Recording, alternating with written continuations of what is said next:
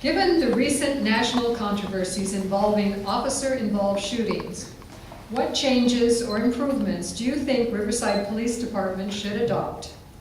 What challenges do you see these changes creating, and how should they be addressed?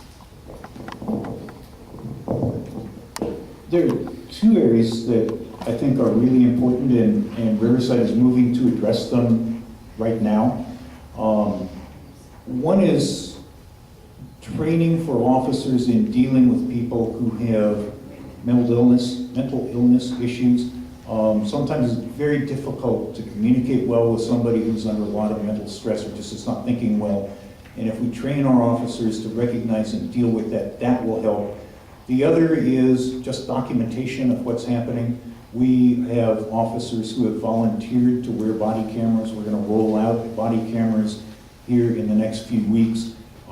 Within a few years, it will be system-wide. Part of the issue is we have to continue working on the culture of the police department. The other part is all of this is going to cost money, and we have to figure how do we pay for particularly the data storage on the camera footage. That's a large and expensive system. Mr. Podgorski.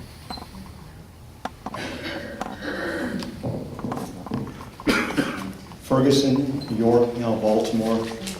But we kind of started the whole thing years ago with Taisha Miller, who was one of my students at Rubino High School.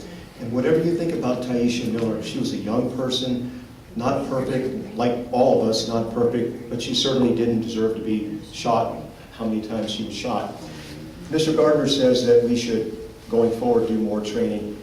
You know, I'm going to say, I'm going to ask this question, given that we already had that happen, we have a pretty big heads up. Why haven't we done this already? Why haven't we done some planning already? I was on what's now the Police Review Commission before Mr. Gardner was, and I was the co-chair.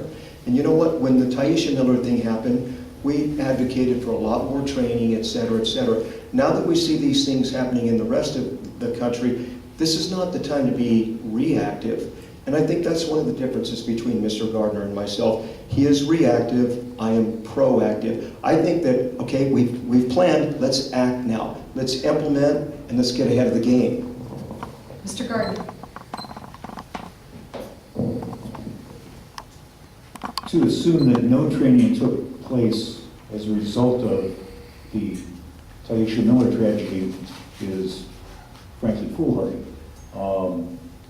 That's why the board that Mr. Podgorski sat on was dissolved because it was ineffective, and the Community Police Review Commission was created to try to begin that shift. If you recall, Mayor Leverage created a use of force panel immediately following the shooting.